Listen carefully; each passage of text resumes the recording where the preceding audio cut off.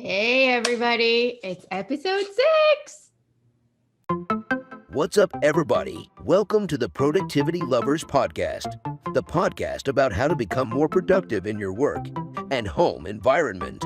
The Productivity Lovers Podcast is brought to you by Sgrott, a certified professional organizer, and Deb, a digital productivity coach. Buckle up and enjoy the show.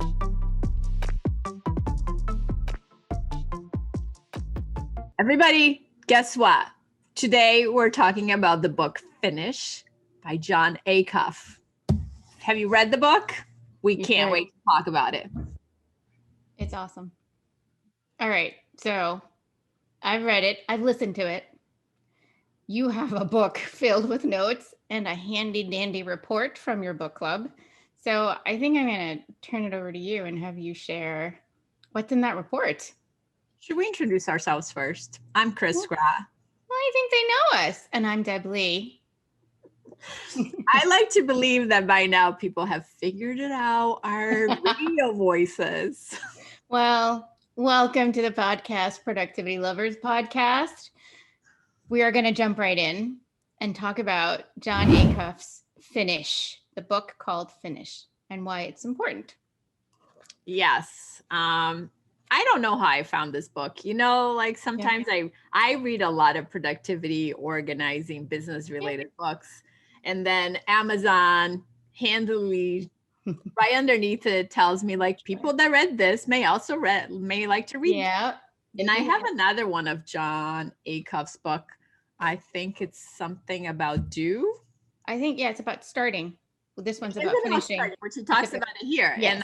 And I bought that book and I never read it because it just had a fancy title. And I was like, this is a great book. Why don't I buy it? Yeah. But when I saw Finish, I was like, oh, I want to finish things. That's important because like, I totally thought I didn't know it, but he talks about it in the book. Like I'm a chronic starter of things. I'm a person that has a lot of good ideas. And I also am a person that has like, as I was moving, I found this entire very large basket of all these ideas I have of things I wanted to do. And so I write them in a piece of paper and I write basic things down about like what happened, how that fits into my business.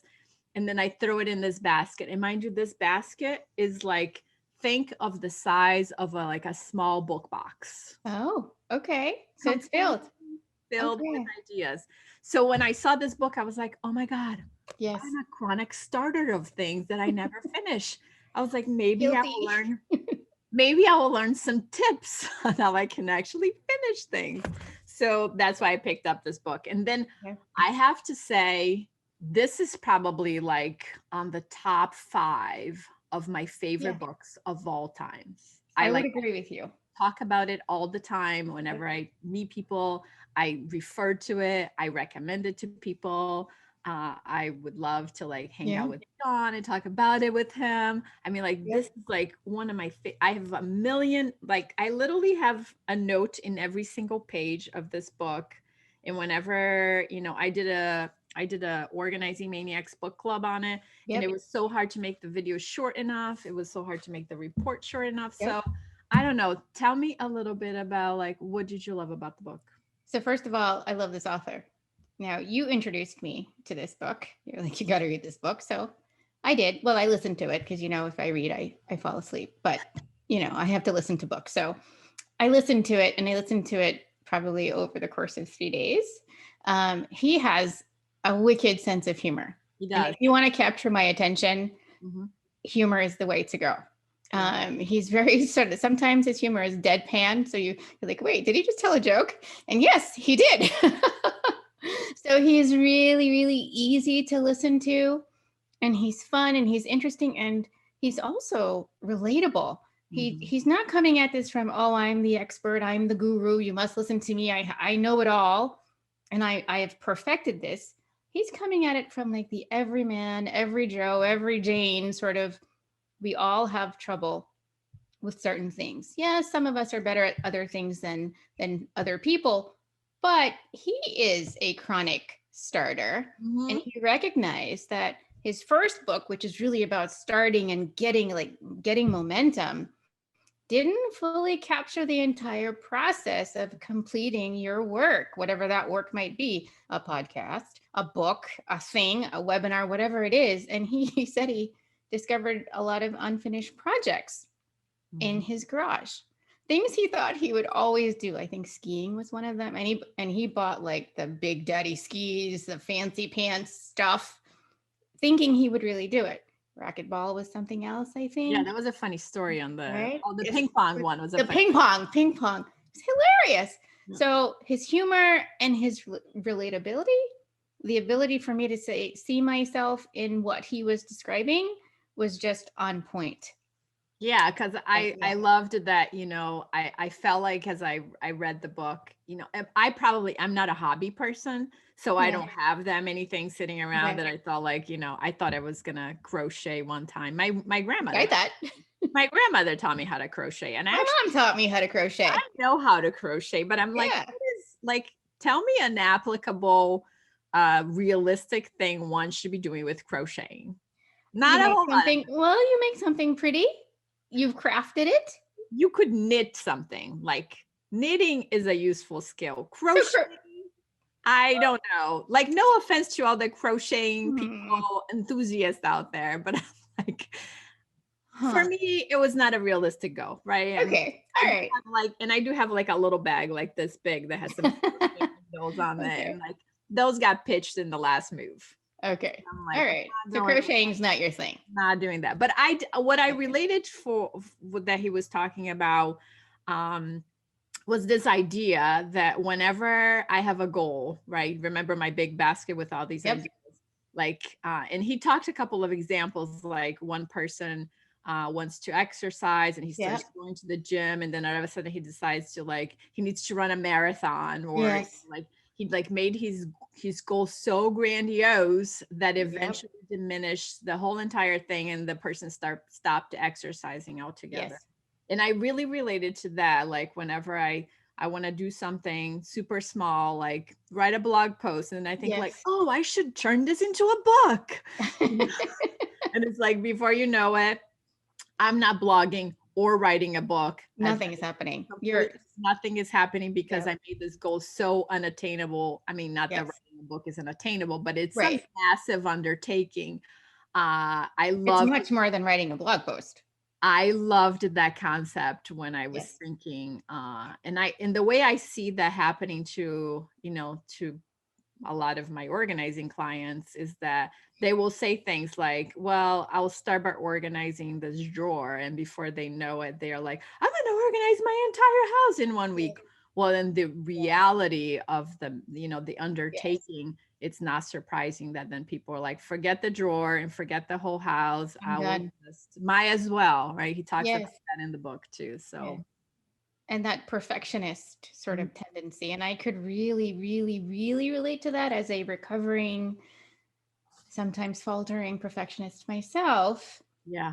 I want it to be perfect. I want it to be right. I pour over those blog posts and I get into the weeds even before I begin writing sometimes. I mean, not one word has been put on paper, so to speak.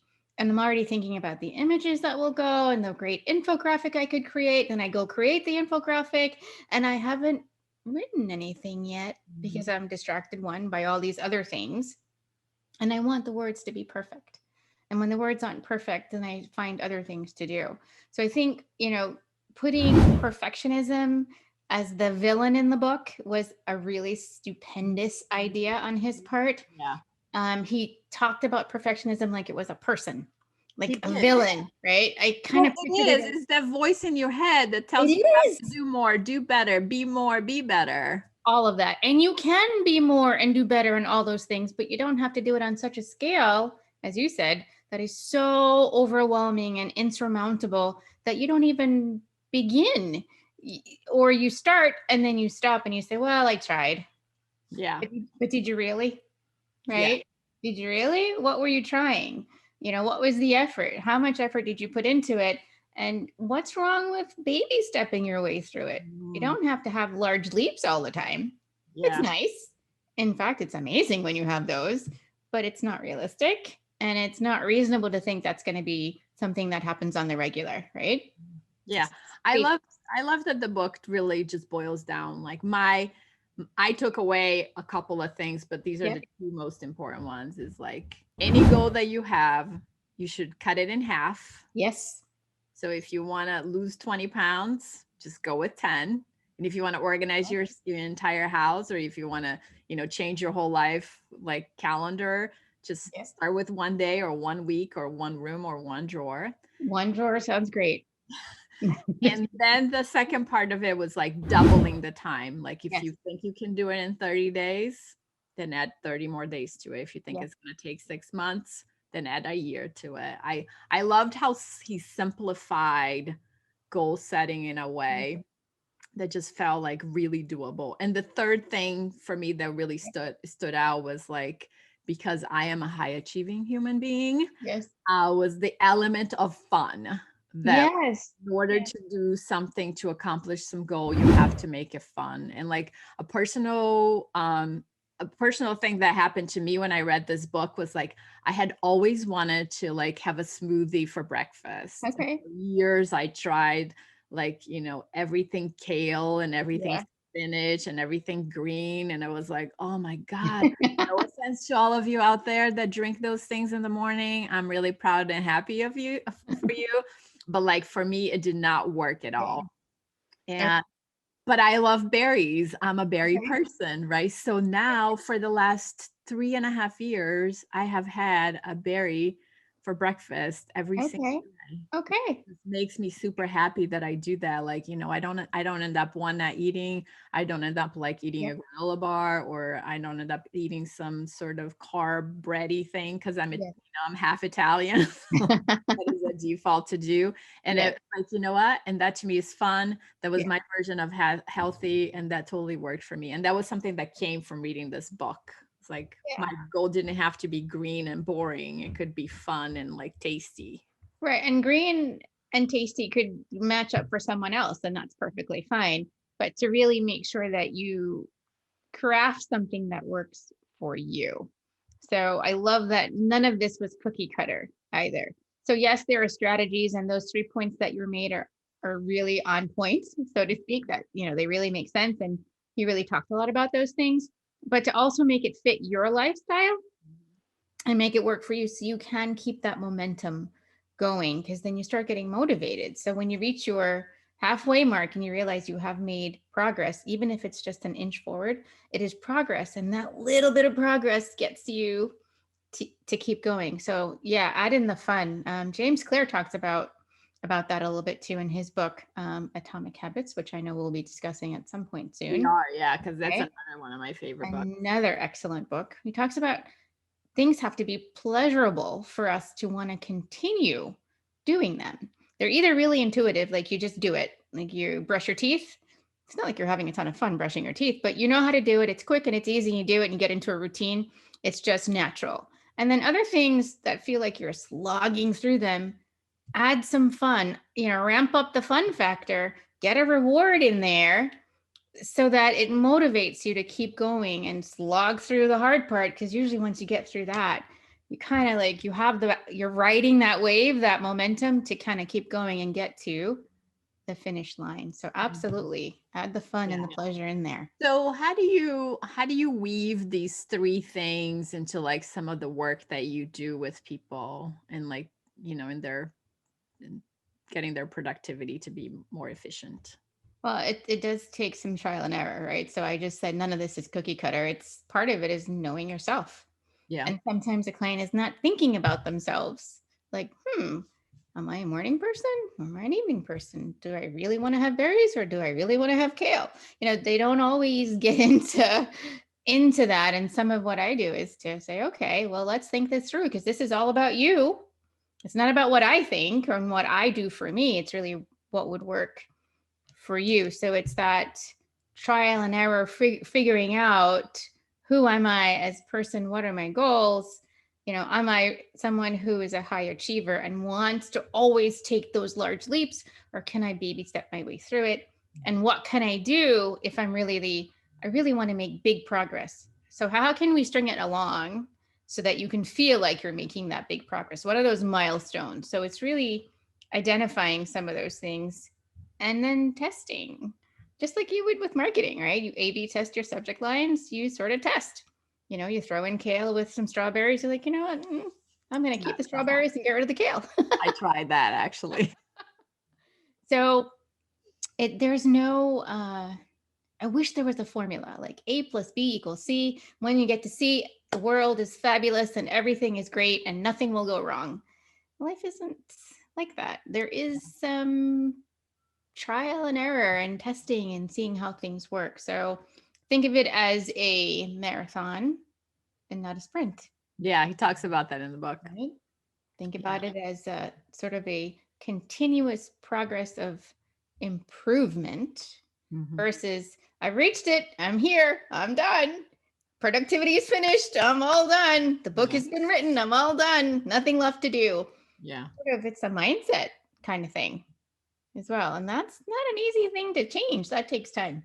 Yeah, I agree with that. I think when I think of like the way I help people, it's always like understanding what is your goal. Yes. So like today, what is your goal for this week? What is your goal for this month? And then like, how does that fit into, what's really important? And I mean, I hate to always think that like we do have to think in order of priorities and how do you fit that in, like in your life, in your calendar, even, like I say to people all the time, there is no such a thing as an empty drawer, right? Like whenever you clear something out, you make room for something else. And hopefully that whatever that thing is that you're making room for, it's important to you, then you're not filling your entire life with things and time and appointments that don't matter.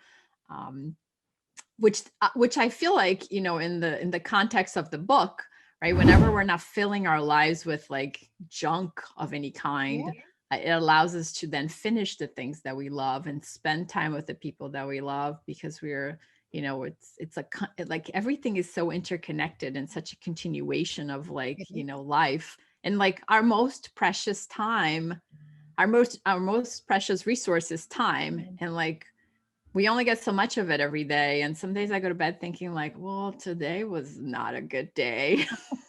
Well, what is it that makes it not a good day? Because again, if you're thinking large leaps and you didn't finish, like completely put the bow on the box, finish, does it mean it was a bad day? Because you might have advanced it somehow, even though you didn't finish. Does that make it an okay day, a good day? So I still think it goes back to mindset. Like when you say to yourself, today was not a good day, is it because the time went away and you didn't know what you did? Or is it because you didn't finish?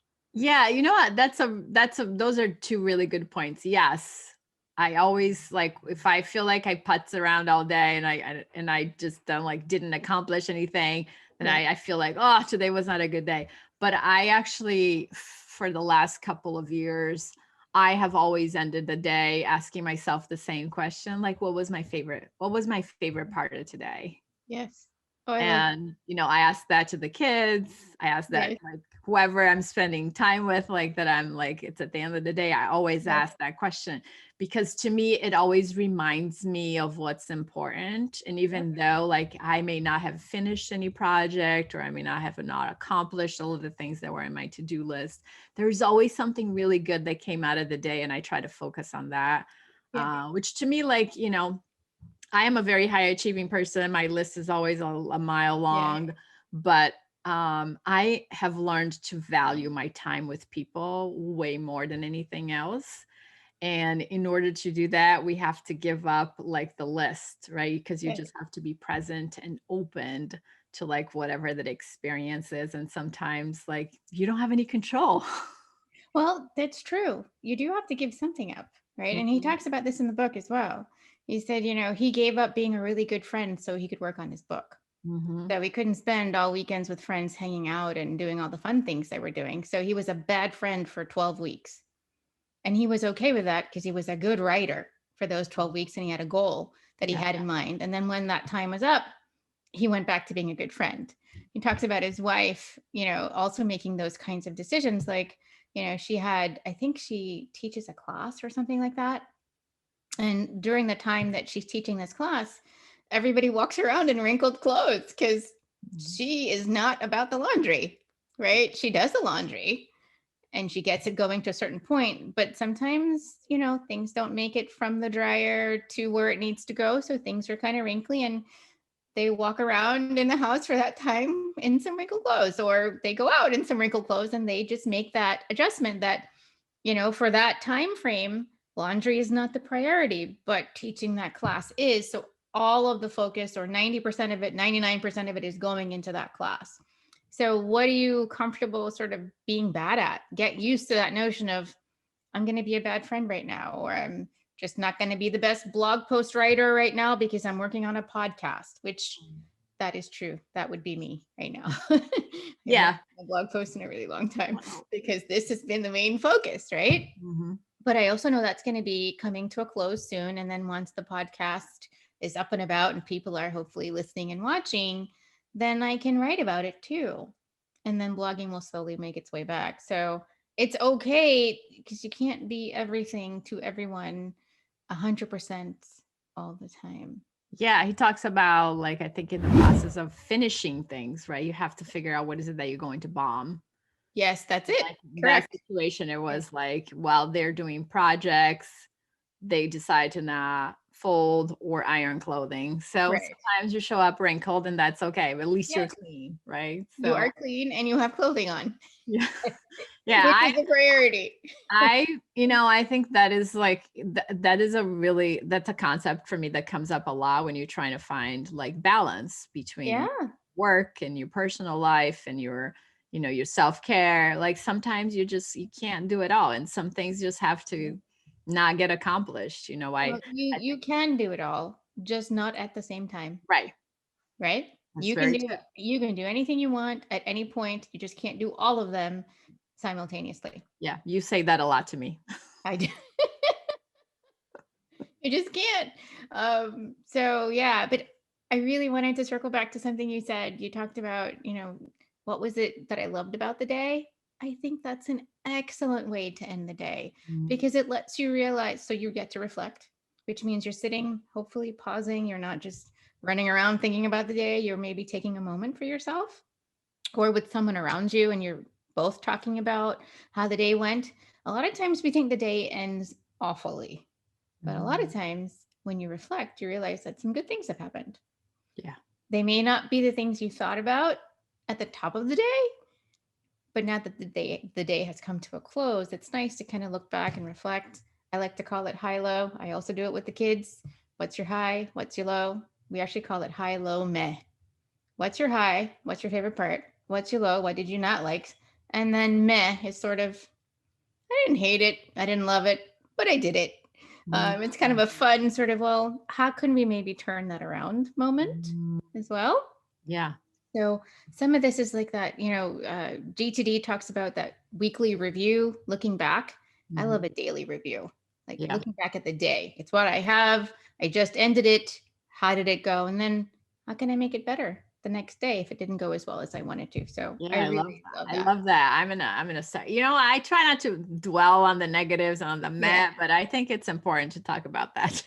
Well, the meh is not bad or good. Yeah. It's just, it reminds me of that movie where the emoji movie where there was a meh. It was just like, it was all right. Yeah. Well, what about it made it just all right? How can we make it better the next day? Because you have a new set of 24 hours rolling around. Yeah. What can we do to add more positivity or to change it in some way so that you say, it wasn't perfect, but it was pretty good. Yeah. It reminds me of my nephew. He used to, like, when I think he was 4, he would say like if you asked anything, he would be like, so. I love it. You wouldn't say yes, you wouldn't say no. You'd be like, so. All right. Could have been better. What else did you love about the book? I do, before I ask that question, I do have one of my favorite quotes in the book was, working hard for something we don't care about is called stress. Yes. Working hard for something we love is called passion. Yes. Simon Sinek said that. And I was like, gosh, that is so true. That's a printable. That's a print it and put it up in my office somewhere kind of thing. Yeah. That's a good reminder. We actually describe these things like that, right? It's like, I'm so stressed. I'm working on stuff I don't want to be working. There you go. Oh, I love what I'm working on. I'm so passionate about it. Yeah. I mean, I think we have to tease through what is it that others expect us to do versus what I want to do, what fulfills me. Right? There is a line, for some of us, there are family expectations about who we are to become. Yeah. And sometimes we place those expectations on ourselves, and we decide that we're going to be a pediatrician, and we go through bio and chem and physics all in the same semester. And then we discover that we hate it, and we change to psychology and we become a teacher because that really, worked better with who we were and who we were at that time. And then maybe we change again and we become a digital productivity coach. So I just described my life when I was younger. I was going to be a pediatrician. I was taking chem and bio and physics and all this other jazz. 18 credit semesters, ridiculousness that I hated. But I had forever said, I'm going to be a pediatrician. And I was trying to live up to something that I discovered just didn't gel with me. And it's okay to move on to that next thing, right? So figuring out what those expectations are and what really are we passionate about. It turned out that teaching wasn't, but it was the direction I went to. And I kind of use some of that teaching now with clients, right? So it serves you in some way and it sometimes circles back, but to not impose those expectations on yourself, especially when they're not serving you or making you feel like you're passionate about them. Yeah, I love that story. And I've known you for so long. I had no idea that's how you I was knee deep in chemistry and physics and bio and all of that stuff. So cool. I learned something about you that I didn't know before. Which is funny because, I went to college to be a nurse. I know that. Yes. Yeah. And the day I received my acceptance letter from the University of Connecticut into the nursing program, I had a complete meltdown. Like somebody had killed my puppy. Oh no. And I was like, well, this is not how one should behave when they get into the school of choice that they're going to spend the rest of their lives doing it. So I dropped out of college and took a long break before I went back. And what I love about what you said that it resonated for me is like, I went on to like help people, right? Which I think is like, that was the part of me that I needed filling in my passion, which was to help people live better lives in some way. And I thought it was through medicine, but it turns out it was through their clutter. Who knew? Who knew? Well, and same for me, right? So I thought I'd be helping kids. As it turned out, a lot of my clients, my organizing clients, had children. I was helping to organize their rooms, and I was helping the parents organize their home offices and their offsite offices. And so it turned out I was helping, and I was also teaching and trying to transfer the skill of how to keep a space sustained and organized, how to keep their time more manageable, what to say yes to, what to say no to. I'm still helping clients. I'm still teaching them, even though I'm not in a classroom anymore. I'm still using the psychology in terms of how I approach things with a client, because I want them to receive what I say in the best possible way. So I'm really trying to tease out, get from them what it is that, as you said, what their goals are and how we can achieve them together. So we're still helping, that you and I, just not from the medical field. Yeah, that's really interesting. Yeah, look at that. So as you walk away from reading this book, tell me is there something that you want to implement that you were like, this thing, I can totally do this? Like, what is your thing that you learning walking away with? My thing was, I'm going to go back to that perfectionism. I know I have it deeply ingrained in me, even though Yes, you do. I feel like I'm a recovering perfectionist who relapses every so often. I feel like I want to keep that front and center, to remember that it doesn't have to be perfect. And that I preach baby steps all the time, but I'm somebody who loves large leaps. I am somebody who loves to make the big progress. So it's a sort of a continual reminder mindset sort of shift into do a little bit now and a little bit tomorrow and a little bit the next day, because a little plus a little equals much.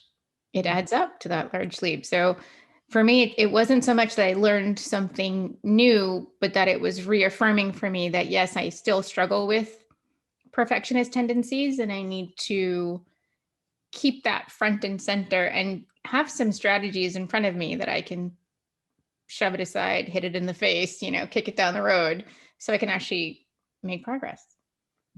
Yeah, I love that. I love all of the self-awareness you have about your perfectionism. You know, that's like one of the things that I love about you, how you're very meticulous about your process. Yes.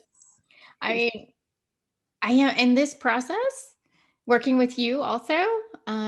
This wasn't something we thought about for years and years, and we made a plan and we wrote it up and here we are doing it. This happened in a matter of minutes. We were like, hey, you want to do a podcast? Sure, let's do it.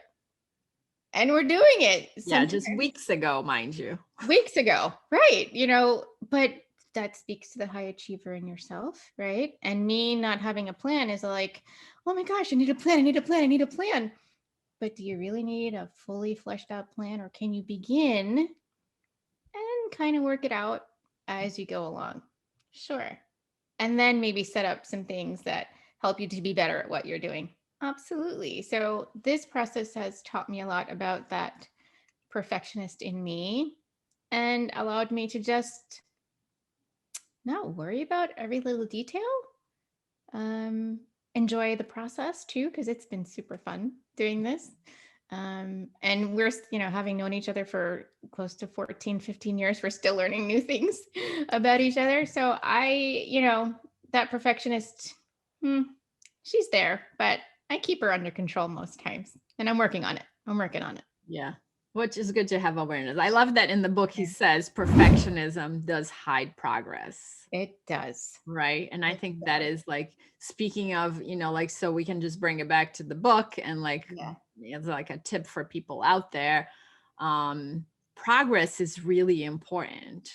Whenever you're trying to change the way you manage your time, or whenever you're trying to accomplish things in a better way, or whether you're just trying to clean up a junk drawer, little progress is really important. I run a organizing challenge every year, the first 30 days of the year for the people in my group.